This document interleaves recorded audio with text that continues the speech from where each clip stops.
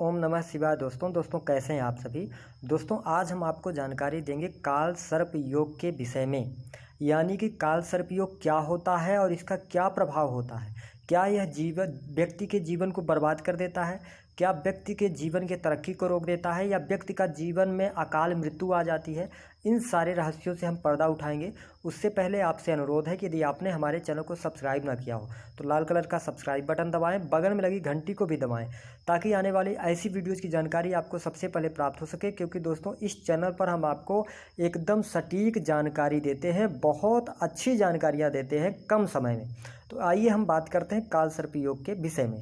तो दोस्तों कई लोगों की मान्यता ये है, कई लोग ये कहते हैं कि किसी भी जातक की जन्म कुंडली के यदि राहु और केतु इन दोनों छाया ग्रहों के बीच में बाकी के बचे हुए सारे ग्रह यदि आ जाएं तो ऐसे में जातक की कुंडली में काल सर्प योग का निर्माण हो जाता है।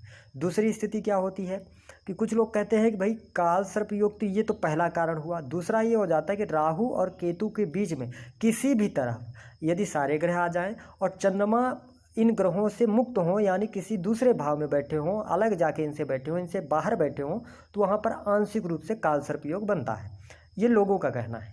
इसके बाद क्या कहेंगे, अगर जातक की जन्म कुंडली में काल सर्प योग बन गया तो जातक का जीवन बर्बाद हो गया, जातक व्यक्ति जीवन में आगे नहीं बढ़ पाएगा, मेहनत का पूर्ण रूप से फल नहीं मिलता, संतान प्राप्ति में दिक्कत होती है, संतान नहीं होता, कलंक लग जाता है व्यक्ति के ऊपर, व्यक्ति को यश मान सम्मान नहीं मिल पाता, पति पत्नी के बीच हमेशा लड़ाई होती रहती है, साथ में प्रेम संबंधों में असफलता मिलती है, संतान की उन्नति नहीं होती है। इस प्रकार की धारणाएं आपको बताई जाती हैं। दोस्तों अगर आप हमसे पूछेंगे तो हमने जितने भी ज्योतिष जितने भी विद्वान हुए हैं, लगभग 17 विद्वान, उनकी सारी बातें, सारी अगर किताबें आप पढ़ेंगे तो उसमें कहीं भी काल सर्प योग का वर्णन नहीं किया गया है। तो अगर आप हमसे पूछेंगे तो हम आपको बताएंगे कि कारण क्या है इसका, कि व्यक्ति के जीवन पर इसका क्या प्रभाव पड़ता है। लेकिन यहाँ पर अभी मैं आपसे कह रहा हूँ कि काल सर्प योग नामक कोई भी चीज़ नहीं होती, ये पाखंड है और ये बनाया गया है। यह एक व्यवसाय है। आपसे बोला जाता है कि आप 11,000 रुपये दीजिए, 21,000 रुपये दीजिए तो आप का काल सर्प योग, ऐसा कुछ भी नहीं है। आइए अब हम जानते हैं तो फिर व्यक्ति के जीवन में परेशानियां क्यों आती हैं। उसका कारण है दोस्तों राहु और केतु ऐसे प्लैनेट हैं, ये छाया ग्रह हैं और आप इनको राक्षस की श्रेणी में देख सकते हैं। राहु भ्रामक करता है, यानी मति को भ्रष्ट कर देता है। राहु सडन चीज़ों को कराता है, वही केतु भी समझ में नहीं आता। जब किसी भी जातक के ऊपर राहु या केतु गलत स्थितियों में हो या गलत प्रभाव दे रहे हो तो व्यक्ति को थोड़ा सा दिक्कतें जीवन में जरूर होती हैं, क्योंकि व्यक्ति को राहु जो होता है वो कंफ्यूज्ड कर देता है, यानी करें या ना करें। और केतु जो है तो कभी कभी तो जातक को ऐसा लगता है जो मैं कर रहा हूँ वही सही है। आप ये समझिए। तो यहाँ पर ये समझने की बात है कि जिस भी जातक को अगर ऐसी परेशानियाँ आ रही तो आपके कुंडली में काल सर्प योग से डरने की आवश्यकता नहीं है। उसके पीछे का कारण ये है कि अगर हम बड़े बड़े लोगों की कुंडली उठाकर देखें, सचिन तेंदुलकर जी की देखें, पंडित जवाहरलाल नेहरू की देखें, इंदिरा गांधी जी की देखें, लता मंगेशकर जी की देखें, मोरारजी देसाई जी की देखें, तो बड़े बड़े लोग हुए हैं जिनकी कुंडली में ऐसा योग था।